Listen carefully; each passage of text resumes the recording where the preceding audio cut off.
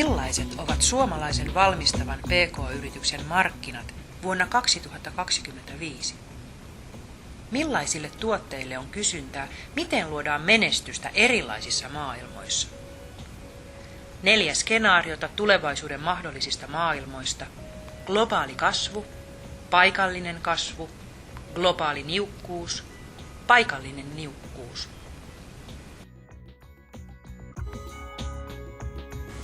Skenaario globaali kasvu.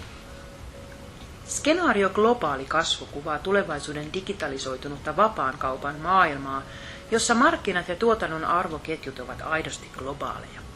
Markkinoilla, erityisesti Aasiassa, on runsaasti ostovoimaisia asiakkaita, mutta tulevaisuuden asiakkaat voivat olla myös vaikka Afrikassa.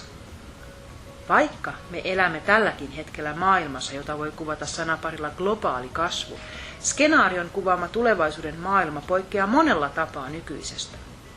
Digitalisaatio on muuttanut liike-elämän kaikkia osa-alueita. Markkina- ja tuotantotieto on reaaliaikaista ja toimintojen fyysisen sijainnin merkitys on vähentynyt entisestään.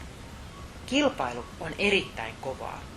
Ostovoimaiset asiakkaat ovat hyvin markkina- ja trenditietoisia. Internetin, sosiaalisen median ynnä muiden kanavien kautta uudet trendit syntyvät, voimistuvat ja kuolevat pois nopeasti. Markkinat ovat toisaalta myös voimakkaasti jakautuneet. Yhtenäiskulttuurista ei voi puhua markkinoiden millään alueella. Skenaarion maailmassa menestyminen edellyttää PK-yritykseltä keskittymistä kapeille erikoismarkkinoille, jotka eivät kiinnosta jättiyrityksiä tai joilla toimiminen edellyttää yritykseltä erityistä ketteryyttä.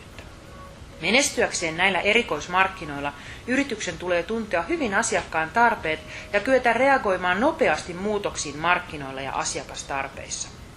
Globaaleilla markkinoilla laatu ei enää muodosta kilpailuetua, vaan tuotteen korkea laatu on vasta perusedellytys sille, että pääsee kyseisille markkinoille.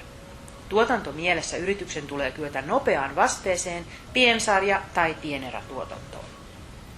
Liiketoimintamallien ja tuotteiden osalta menestyvät sellaiset vaihtoehdot, jotka tarjoavat asiakkaalle kokonaisvaltaisen palvelun tai ratkaisun hänen tarpeeseensa. Ratkaisut usein hinnoitellaan ja myydään kokonaispalveluna tai takuuperusteisina, missä asiakas maksaa toimintavarmuudesta tai käytettävyydestä.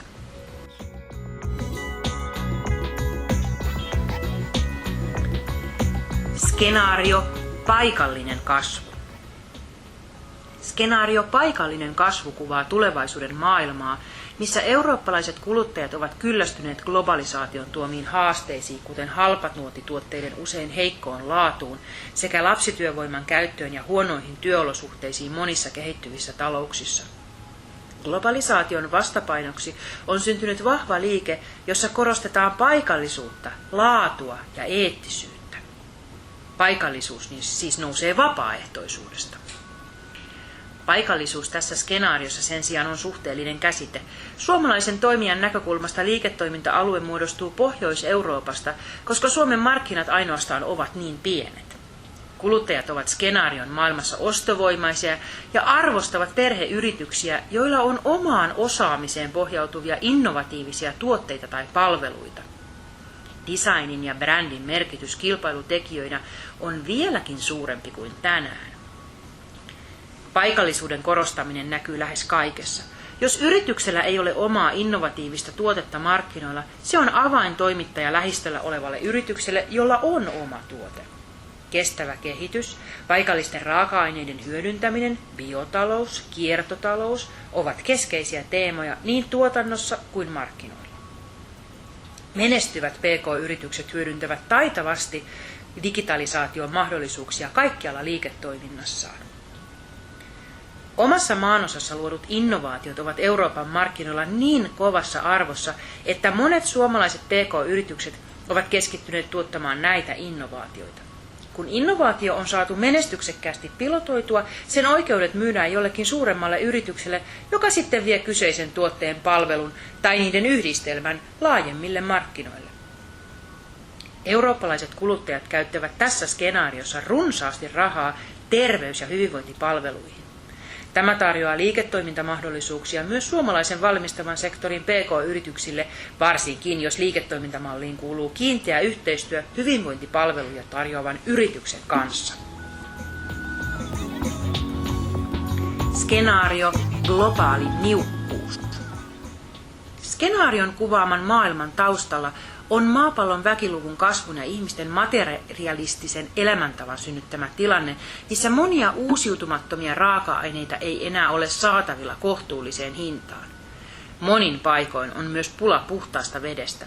Niukkuus kriittisistä tuotannon raaka-aineista on monessa maassa johtanut tilanteeseen, jossa nämä luonnonvarat ovat joko hallituksen tai jättimäisten globaalien yritysten omistuksessa ja hallinnassa. Luonnonvarojen niukkuudesta on tullut maailmantaloutta ja markkinoita ohjaava tekijä. Globaalissa maailmassa tuotannon arvoketjut kuin myös markkinat ovat digitalisaation ansiosta aidosti maailmanlaajuisia ja kilpailu on erittäin kovaa. Myös työvoiman markkinat toimivat globaalisti. Ihmisiä liikkuu massoittain maasta toiseen myös ilmastonmuutoksen seurauksena. Usealle yritykselle nämä kansainvaellukset ovat keskeinen liiketoiminnan ajuri, koska nämä ihmiset tarvitsevat uudessa kotimaassaan monenlaisia perustarvikkeita, asuntoja, kulkuvälineitä ja niin edelleen. Niukkuus johtaa siihen, että kertakäyttökulutus jää historiaan ja fokus siirtyy tuotteiden laatuun ja kestävyyteen. Kiertotalous ja sen tehokas hyödyntäminen on muuttunut kauniista periaatteesta arjen välttämättömyydeksi. Kuluttajat suosivat ympäristöä säästäviä, kestäviä tuotteita. Ostohinnalla on edelleen merkitystä, mutta kuluttajien päähuomio on tuotteen elinkaarikustannuksissa, myös siis luonnonvarojen kuluttamisen näkökulmasta katsottuna. Tuotantoresurssien tehokas hyödyntäminen on keskeinen menestystekijä suomalaiselle PK-yritykselle. Se ei tietenkään itsessään tee tuotteista houkuttelevia, mutta se mahdollistaa tuotteiden saamisen globaaleille markkinoille järkevään hintaan. Resurssien tehokas hyödyntäminen merkitsee ensisijaisesti korkean jalostusarvon tuotteita suomalaisista raaka-aineista, kiertotalouden hyödyntämistä myös komponenttitasolla ja digitalisaation hyödyntämistä resurssien käytössä. Skenaario paikallinen niukkuus. Skenaarion paikallinen niukkuus maailmaan johtaa pitkälti samoja tekijöitä kuin globaali niukkuus skenaariossa. Globaalilla tasolla tarkasteltuna niukkuus koskee monia kriittisiä raaka-aineita, kuten harvinaisia maametalleja, fosforia, kuparia ja puhdasta vettä, sekä ilmastonmuutoksen seurauksena tapahtuvat kansainvaellukset. Paikallinen niukkuus skenaariossa muutos nykytilanteesta tulevaisuuden maailmaan vain tapahtuu paljon hallitsemattomammin kuin globaali niukkuus skenaariossa. Tämän seurauksena hallitukset pystyttävät raja-aitoja maiden tai unioneiden välille rajoittamaan raaka-aineiden, kriittisten komponenttien ja ihmisten liikkuvuutta. Hallitsematon muutos johtaa myös talouden jonkinasteiseen romahtamiseen, minkä seurauksena on massatyöttömyyttä ja ihmisten ostovoima on huono. Paikallisuus tarkoittaa tässä skenaariossa korostetusti Pohjois-Eurooppaa.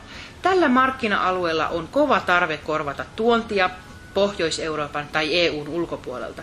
Toisin sanoen raaka-aineita ja kulutushyödykkeitä, joita tänä päivänä tuodaan runsain määrin erityisesti Aasiasta. Eurooppaan rakennetaan uudelleen sellaista kulutushyödykkeiden teollista infrastruktuuria, joka täältä ehti jo lähes kadota, esimerkkeinä vaate- sekä elektroniikkateollisuus.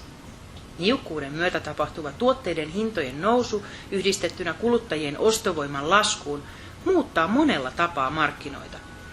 Monen meille tavanomaisen kulutushyödykkeen hankinnasta on tullut ostajalle investointi. Suomalaiset yritykset valmistavat tässä skenaariossa kulutustuotteita paikallisille markkinoille.